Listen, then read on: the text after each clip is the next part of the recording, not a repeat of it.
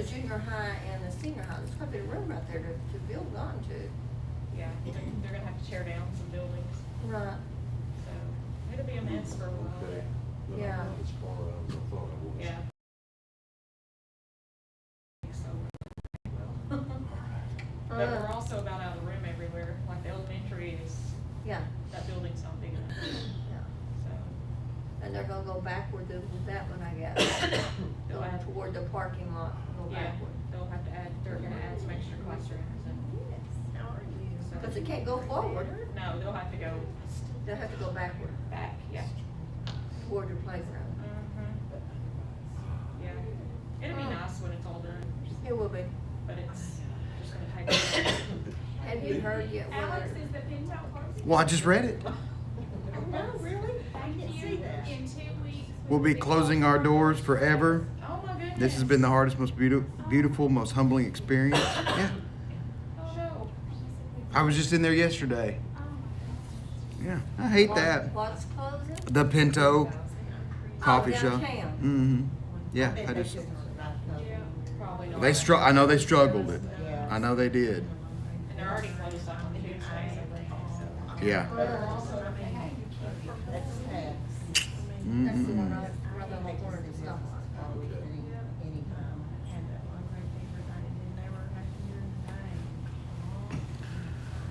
All right, we'll get started here in just a few minutes. We're live right now. If people are joining us, we'll get started here in a few minutes.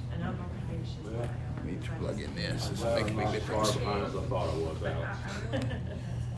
You thought you were late? No. Oh, good. I thought. I've been working hard to get caught up with where you're at, but. Oh, yeah. Last week for that.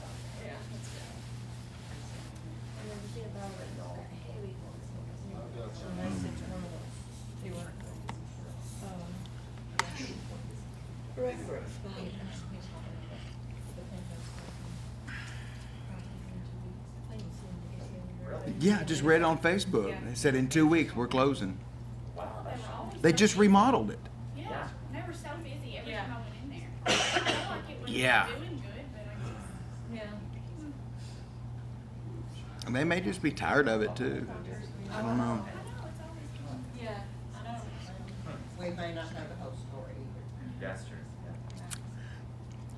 A few weeks ago, I got something in the mail. I think it was in the mail, and it was just a gift certificate to the Pinto.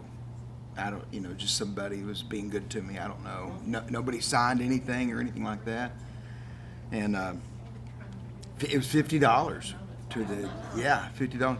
So we went to lunch yesterday at the Pinto with Walt, and me and Kira did. Rachel wasn't with us. And so I've got, I think, $18 I need to spend in the next 2 weeks. You need to be making use of it. Yeah. Coffee on the way up here or something. Yep.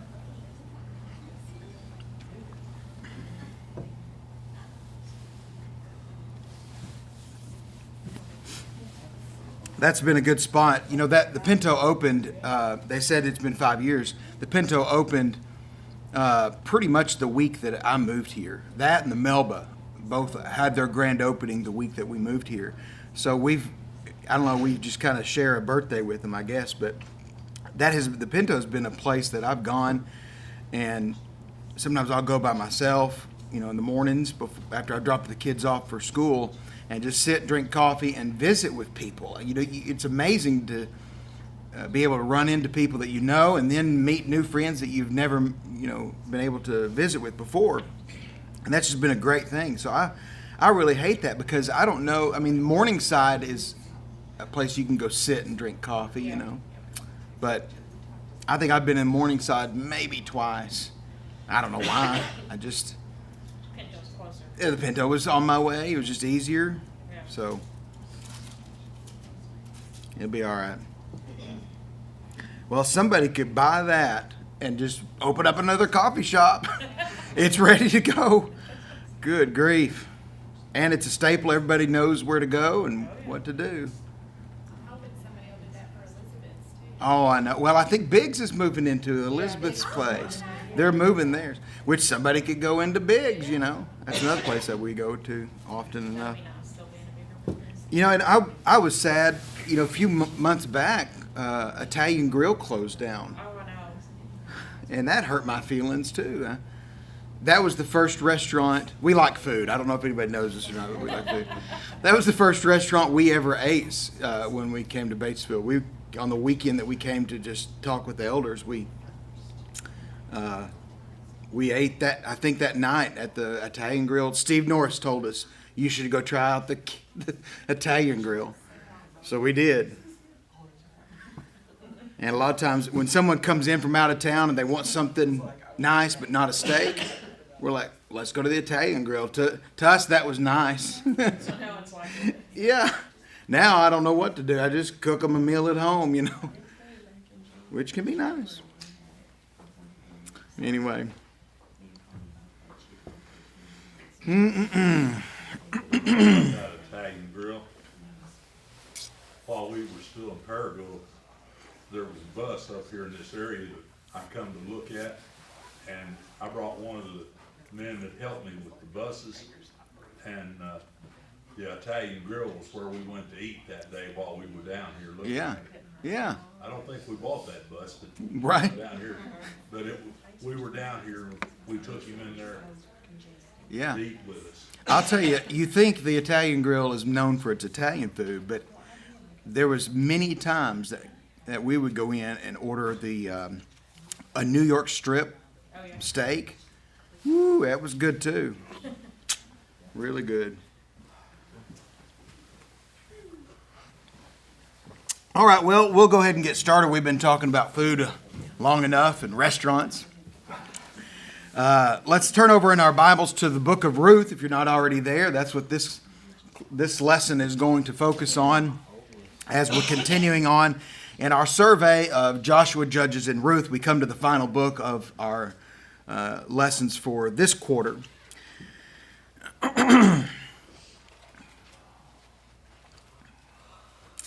You know, when all the world around us seems chaotic, doesn't it seem chaotic right now? Restaurants are closing, you know, everywhere. No, that's not as chaotic as it could be, but it does seem like the world can be a chaotic place. The world can be violent. Crops can fail.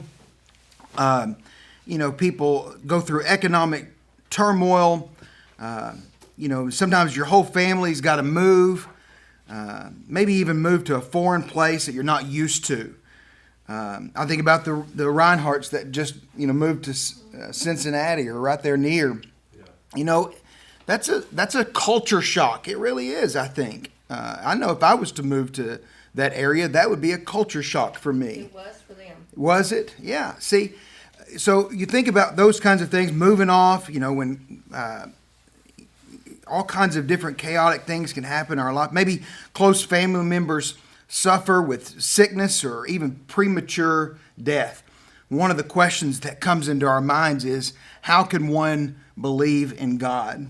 Well, the book of Ruth tells the story of Ruth. It's named Ruth, but it really tells the story of a woman named Naomi. I don't know if you might be able to just name that book Naomi. But because it's her story just as much as it is Ruth's story. And what we'll find out by the end of it is it's our story as well. And we can really identify with this great book. But it's a story of Naomi as she and her family really seek to answer that question, how can anyone believe in God? Something that they struggle with. And there are 4 verses that carry this theological weight to the book in chapter 1, 2, 3, and 4. And we'll get to those. I want to just kind of reveal them to you as we go along in the text. But these 4 verses will trace the spiritual journey of Naomi and her daughters-in-law, and then mainly her daughter-in-law, Ruth, from the hardships of the life that they live, and all the way making this transformation to this, how God has been able to work through and restore them. You may go through difficult times, but the story of Ruth and Naomi is a story of restoration. And I love this. And we'll see this from the very beginning all throughout the book.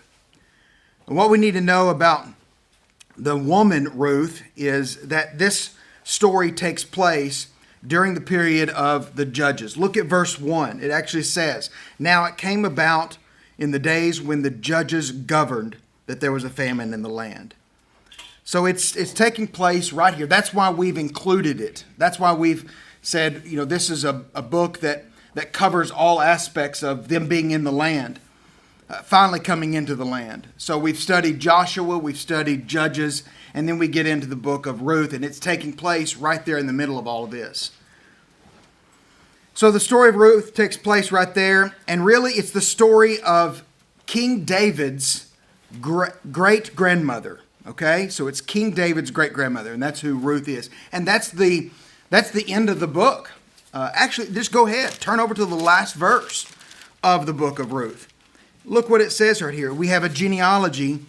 It says, "Now these are the generations of Perez. To Perez was born Hezron, and to Hezron was born Ram, and to Ram Amminadab. And Amminadab was born Nahshon, and Nahshon Salmon, and to Salmon was born Boaz." He's going to be one of our main characters in this book. "And to Boaz, Obed." Obed is the baby of Ruth and Boaz. And Obed is the incarnation of restoration. That's really what we'll find. Well, then to Obed was born Jesse, and then to Jesse, David, king of Israel. And so that's the story. And it takes place in a time of chaos. It takes place in a time of Israel's history where there's just nothing but turmoil and heartache, and everything just seems uncertain. And then you begin this book, and it came about in the days of the judges that there was a famine in the land. That just already sounds very depressing, doesn't it? But by the end of the book, you think, oh, wow, there is hope. There is hope to all of this. Well, Ruth was a Moabite widow who eventually married her mother-in-law's Jewish relative, Boaz. That's who Ruth is.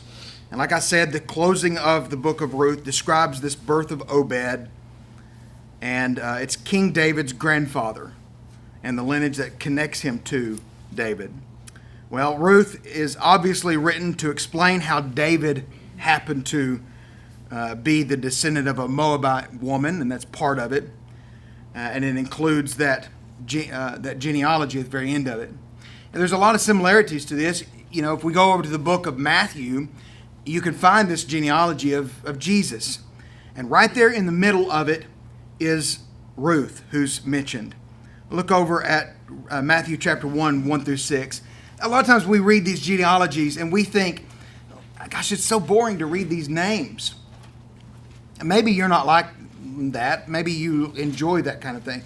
Maybe you subscribe to Ancestor.com. I don't know. Has anyone ever tried that? Anyone ever done that? Have you done that? I got frustrated with it and I gave up. But sometimes, it's interesting. Well, to the Jewish people, genealogy meant everything to them. It showed who they were, and they kept great records. And so when Matthew begins his book, he includes that genealogy. And here's what it says. The record of the genealogy of Jesus, of the Messiah, the son of David, the son of Abraham. Now notice that connection. We jump from Jesus to David to Abraham. Two major periods of Israel's history. The Messiah to David, who is the king of Israel. And then you jump even further all the way to Abraham, who is the patriarch of the people of Israel. So it jumps just quickly, like showing you the three major periods of Israel's history. It says Abraham was the father of Isaac, Isaac the father of Jacob, Jacob the father of Judah and his brothers. Judah was the father of Perez and Zerah by Tamar. Perez was the father of Hezron, Hezron the father of Ram. Oh, look, this is what we found in Ruth, the very end. Ram was the father of Amminadab, Amminadab the father of Nahshon, Nahshon was the father of Salmon, Salmon was the father of Boaz, by Rahab. Boaz was the father of Obed by Ruth, and Obed the father of Jesse, and Jesse the father of David the king. Well, what we find is this book of Ruth, there's so much for us to learn. We can learn about love. We can learn about dedication. We learn about family. We learn about how to make good decisions. We learn about acceptance as well. And so I want us to capture what we learn and for us to see how we can put it into our own lives and learn ourselves about those things, not just what's revealed for the people and the characters in this great book. If you think about it, it's just 4 chapters is all the book of Ruth is. And what I love about this is it really reminds me of the way that the book of Jonah is written. Now, it's 2 different genres, really. You have Jonah, who's a prophet, and Ruth, who's a widow. But the way that the book reads, it's very, very similar. It's almost like, well, they're both narratives. They're both, let me just give you a small little episode of this person's life and show you how God was involved in their lives. That's what the book of Jonah is. Let me show you one little thing, one little scene of Jonah's life. That's all we have about Jonah too, right? Just this one scene over these few days where he is told to go and preach to the Ninevites, and he refuses, and he gets swallowed by a whale, and he gets spit back up and repents and goes to preach to the Ninevites, and then he's sorry that he did, and he has a bad attitude by the end of the book. That's just it, but I'm sure there's more to learn from Jonah. Well, here's this episode, here's this story of the book of Ruth, which really takes place over a few years, not just a few days, which that gives us a little bit of contrast between those 2 books. But it's still just a small little snippet of this person's life. But we can learn so much. It's always been one of my most personal favorites, the book of Ruth is. It's one of the few books that we can begin with a joke. You know, what kind of, you've heard this joke, right? It's a preacher joke. What kind of man was Boaz before he met Ruth? Crickets. You don't know? You ready? He's ruthless. Thank you for laughing. I appreciate it. Yeah. Boaz was ruthless before he met Ruth. Absolutely. Well, all kidding aside, this is a fantastic book that reads more like this short story and reminds us of Jonah. It teaches us great lessons. And no matter your age, no matter your stage in life, there is wisdom to learn from these lessons that unfold as we walk along with Naomi and Ruth and Boaz. And so let's look at the text this morning. Let's look at it just a little bit. This morning, we'll cover chapters 1 and 2, and then we may cover 3 and 4 in the last, and I think I've got 3 weeks. And then the last lesson, I want to do a full-blown summary of all Joshua, Judges, Ruth, so that we can see it, just the whole thing, just one big summarization of finally in the land. So let's look at this text this morning and see that what we first learned from the book of Ruth is that loss is hard. Loss is hard. The book of Ruth starts with the life of Naomi. Like I said, I feel like you could just about name the book Naomi because it follows her life just as much. We find her at the beginning of the book and we'll find her at the end of the book. She's a main character in this. Naomi was from Bethlehem and she moved to Moab with her husband Elimelech, and she had 2 sons, Mahlon, maybe is how you pronounce that, and Chilion. Okay? Now, it's interesting. I did a little bit more research to find out what do these people's names mean? What is this? Because sometimes you can gain something from understanding what their name means, maybe a little bit, and helps us. It kind of brings in a nice little tie-in. We ended the book of Judges. Do you remember how we ended the book of Judges last week? Remember the last verse? In those days, there was no king in Israel. Everyone did what was right in their own eyes. You turn the page and you begin to read about this famine in the land, and there was a certain man of Bethlehem in Judah. He went to sojourn in the land of Moab with his wife and his 2 sons. The name of this man was Elimelech. Elimelech's name means God is king. God is king. Wow. Just a page back, there is no king in Israel. You flip the page, God is king. Elimelech. And it's so fitting because from Elimelech, we get this picture, this diving off into the lineage of King David and how all this story is going to play out to bring a king to Israel. But from the very beginning, what the lesson needed to be learned in the book of, Joshua and really into Judges is that while there was no king in Israel and they had set up these judges, God should have been their king. We learned that lesson last week. God should have been their king. Well, the name Elimelech means that. Now, the name of Mahlon and Chilion, Mahlon means sickly, and Chilion means finished one, which is interesting because, and I don't know, it probably, doesn't, it's not like you name your kid because you know what's going to happen to him later on in life or anything like that, but it seems fitting because what happens to these 2 sons of Elimelech and Naomi is that they have an untimely demise. One of them, they both die. I don't know if they were sick, but one of them's name is sickly one, and the other one's name is finished one. So one of them was heading in that direction, and one of them was there. But it just happened to be that after a while, after going through this difficult time, they both die. So that's an interesting thing. The name Naomi means pleasant, and that's an important point to make because she later on will say, "Don't call me Naomi anymore. Don't call me pleasant. Instead, call me Mara," which means bitter. So going from being pleasant to being bitter is a big change.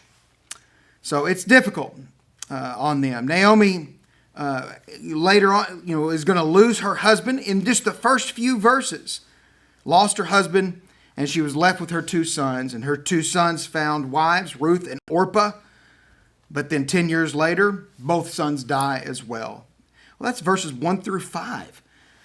Gosh, what a depressing book already. Well, let's read the text so that it fills in any gaps that we may have.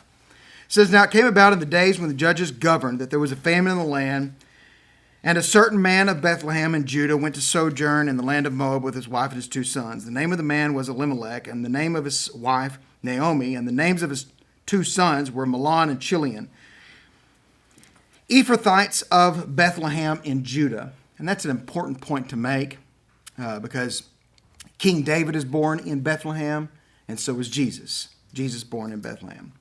It says, "Now they entered the land of Moab and remained there." So they go to another place, the land of Moab. It says, "Then Elimelech, Naomi's husband, died." We don't know how. We don't know if he was killed or if he got sick, malnourished, and he just died from not having enough to eat. We know there was a famine. Maybe they got there and they still couldn't find enough to eat. Whatever the case is, he died. And she was left with her 2 sons, and they took for themselves Moabite women as wives. The name of the one was Orpah, and the name of the other was Ruth. And they lived there about 10 years. Then both Mahlon and Chilion also died, and the woman was barefoot of her 2 children and her husband. So right there at the very beginning of all this, it just seems like a really, really difficult thing to go through. Hard time. And it was then that Naomi decided to return back home to the land of Judah. because Naomi had lost her husband and she had lost her sons. She was moving back home to Bethlehem as this widow. Look at verses 6 through 7. It says, Then she arose with her daughters-in-law that she might return from the land of Moab, for she had heard in the land of Moab that the Lord had visited his people in giving them food. So she departed from the place where she was, and her 2 daughters-in-law with her, and they went on the way to return to the land of Judah. Well, this is a hard life, a difficult life. And her heart and her life has just crumbled around her. There was no way for her to sustain herself, no way for her to make money. She was going to be poor. Her husband was to provide, and her sons would have been able to take care of her too. But now here's these 3 women, and they have nothing. They have no hope. And so she decides, hey, let's get up and let's go back. Return from the land of Moab is what she says needs to happen. It's just a great reminder that loss and change is hard, and unfortunately, it's more common than we know. It happens. Many times when dealing with grief, we can all feel this sense of loss and feel lost even, not knowing what direction to head, and even feeling forgotten and hopeless. And Naomi, she knew it all too well, knew how she felt, but at the same time, she was not alone. She had some help. She had her 2 daughters-in-law. Now, there's one thing that I want to point out to you that I think is really interesting because we hit on it right here in verse 6. There's a key word. The Hebrew word is, it's funny sounding, shub, S-H-U-B. That's the key word. We find it in verse 6 and in verse 7, and that's why I want to go ahead and introduce it to you now. But I say it's a key word. It's a key word throughout the whole book, but especially in chapter 1. This word, shub, is found multiple times, and it means return, come back, or restore. That's how we get this amazing story of restoration. So you find it right here in verse 6. She arose with her daughters-in-law that she might return from the land of Moab. And then in the end of verse 7, they went on their way to return to the land of Judah. And then in verse 8 again, go return each of you to her mother's house. And then again verse 10 and verse 11 and verse 12, it's found again. Verse 15, it's found, my version translates it this way, says, behold, your sister-in-law has gone back. Okay, it's the same Hebrew word. Gone back, return, restoration, gone back. And then again, verse 16, do not urge me to leave you or to return back. And then in verse 21, says, I went out full, but the Lord has brought me back. And then in verse 22, so Naomi returned with her, Ruth, the Moabitess. So again, this word is found throughout all of chapter 1, and it's riddled all throughout the rest of the book, and certainly the spirit of that is found all throughout the book. And then you find at the very end of the book, this key word when they're going to have this son, Obed. Notice the way he's described in verse 15, that he also, this is chapter 4, verse 15, that he may also be to you a restorer. A restorer. That's the word shub. Shub. Isn't that a neat word? All throughout this book, and it's a story of restoration. No wonder it's an encouraging book. It begins with heartache. It begins with depression, famine, and just heartache. But it's a story of restoration. So loss is hard. There's no way around it. All of us have experienced loss in some way or another, with no doubt in our minds.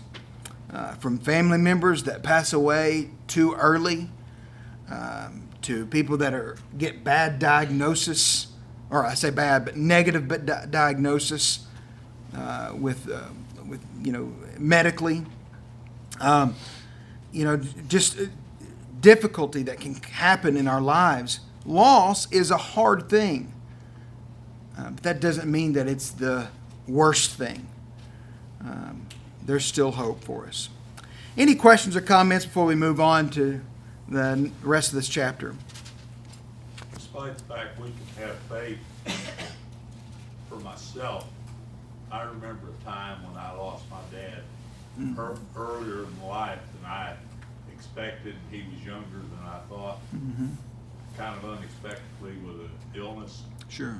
And, but that was very hard for me for a very long time to get over that loss. Yeah, absolutely. It's not and I always tell people when I'm helping them through some grief, honestly, you never really get over it. Don't think, because some people will say, oh, you'll be okay, this will pass. I don't know if it really does. Sure, you learn to cope with it, you learn to endure it, and I think you can get better at doing that. I don't think there's ever a time where you say, okay, I'm over this completely. Yeah, that's a good point to make. Anybody else? Okay, well, let's keep reading. Verses 8 through 18. Let's read the text first, and then we'll stop and talk a little bit about it. So, verse 8 says, "And Naomi and her two daughters-in-law said to her two daughters-in-law, Go return each of you to her mother's house. May the Lord deal kindly with you, as you have dealt with the dead and with me. May the Lord grant that you may find rest, each in the house of her husband. Then she kissed them, and they lifted up their voices and wept. And they said to her, No, we will surely return with you to your people. But Naomi said, Return, my daughters. Why should you go with me? Have I yet sons in my womb, that they may be your husbands? Return, my daughters. Go, for I am too old to have a husband. If I said I have hope, if I should even have a husband tonight, and also bear sons, would you therefore wait until they were grown? Would you therefore refrain from marrying? No, my daughters, for it is harder for me than for you, for the hand of the Lord has gone forth against me. And they lifted up their voices and wept again. And Orpah kissed her mother-in-law, but Ruth clung to her. She said, Behold, your sister-in-law has gone back to her people and her gods. Return after your sister-in-law. But Ruth said, Do not urge me to leave you or to return back from following you. For where you go, I will go, and where you lodge, I will lodge. Your people shall be my people, and your God, my God. Where you die, I will die, and there I will be buried. Thus may the Lord do to me, and worse, if anything, but death parts you and me. When she saw that she was determined to go with her, she said no more." So here we have a conversation between Naomi and her two daughters-in-law, and a tough one at that. I feel like Naomi is really trying hard to convince these two women, these two daughters. She actually calls them daughters at one point or another, you know. Seems like this relationship is very close. And she's trying to convince them to go on, move on. I don't have a husband. I don't have any babies on the way that you could marry them. And even if I was to get a husband tonight and then he gets me pregnant, are you going to wait for when these men are grown to marry them? No. Cut your losses and go back. I think the emotional response is obvious. 2 different times they just sit there and cry together. They weep. When she says these things, she kissed them, and they lifted up their voices and wept, verse 9. And then again in verse 14, they lifted up their voices and they wept again. That's powerful stuff. Ruth and Orpah were both given this blessing from Naomi to go back to their hometowns after their husbands have passed. And Naomi knew she couldn't provide for the women any kind of new husbands or provide for them at all. And it was just best for them to move on, move forward for another marriage, if it's the Lord's will, if it's God's will. Well, Orpah seems to have taken that option, and that's fine. It seems fine. She's obviously maybe in a different spot in her mind than Ruth is. Maybe Ruth and Naomi were closer than Orpah. There's nothing wrong with that. Whatever the case is, Ruth decides to stay with Naomi and heads to Bethlehem with her mother-in-law, Naomi. They go together. And there is this beautiful, poetic statement that she makes. Starts there in verse 16. And she says, and I think this is like probably the most famous verse in all the book of Ruth. She says, "Where you go, I will go, and where you stay, I will stay. Your people will be my people, and your God will be my God." Now remember, she's a Moabite woman that's married an Israelite, if you will, someone from Bethlehem. Okay? So she's adopting not just this people, wanting to become a part of this, but adopting their religion and wants to be a part of the people of God. And that's powerful. Where you go, I will go. Where you stay, I will stay. That is a powerful relationship. I don't know if many of us would have that same kind of relationship with our mothers-in-law. Maybe a daughter-in-law would have it with a mother-in-law. Maybe that's the case.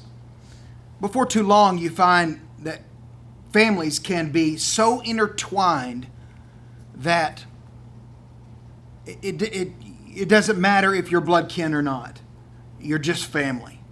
I've seen that. I've seen that in my family, of how even in-laws stop being outlaws and they begin to be family, and there's no difference between the two. I saw that in the way that my dad had a relationship with my grandfather. My grandfather, time and time again, would tell my dad that he's his best friend.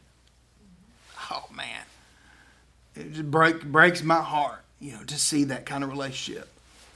And it's funny because I remember Mom and Dad telling us that when they got married, my grandfather did not even want Dad to marry Mom. Matter of fact, with the day they got married, my grandfather tells my mother, "The car is pointed home."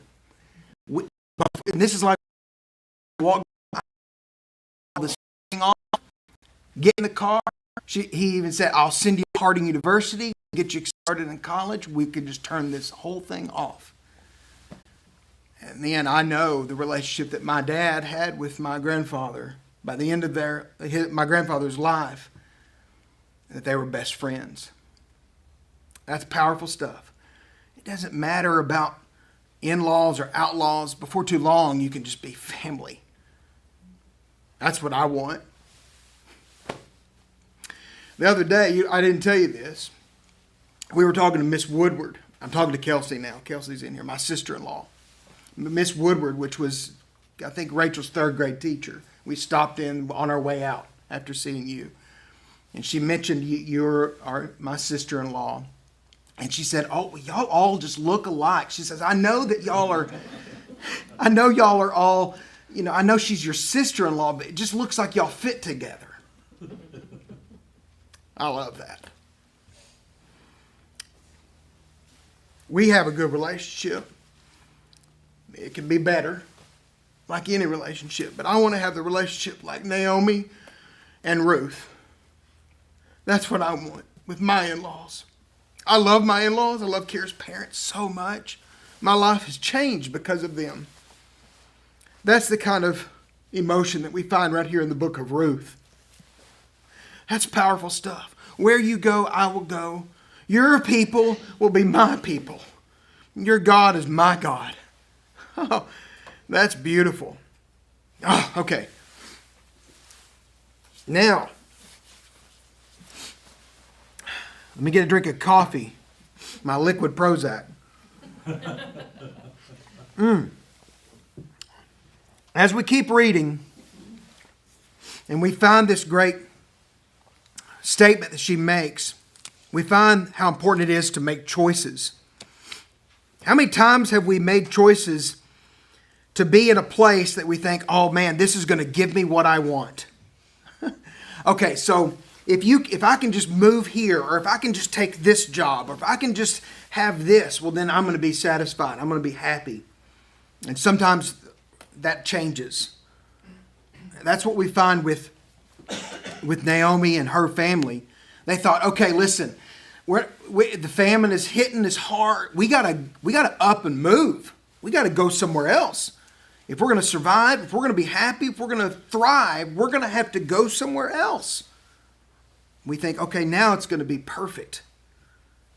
I'm wondering if there was times where Naomi and Elimelech sat there in their beds at night and thought, okay, good, we've got our sons here, we've got daughters-in-law, we're going to have grandchildren soon, and everything is just going to be so wonderful. And then Elimelech dies. And then the two sons die. And everything changes. Everything changes. That happens in life. It happens. But Ruth was brave in keeping her commitment to Naomi, staying with her instead of looking for her own interest. It would have been so easy. And no, I'm not trying to talk bad about Orpah, but she could have just gone on just like Orpah and found something else. But Naomi didn't. She decided, it's not about me, it's about trying to take care of this mother-in-law of mine. I want to take care of her. It's also significant to note that in verse 15, that leaving Naomi and returning back to their Moabite people also meant returning to their Moabite gods, which seems to be the decision by Orpah, but was refused by Ruth. Look what it says. Verse 15, Orpah did that. It says, and she said, behold, your sister-in-law has gone back to her people and to her gods. That was the choice that they made.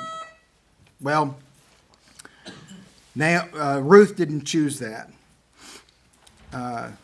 It was refused. It was in no way inappropriate for Orpah to return to her father's house, but go back to those other gods obviously was not a good choice. In Jewish culture, we see this when Tamar returned to her father's house in Genesis 38, verse 11.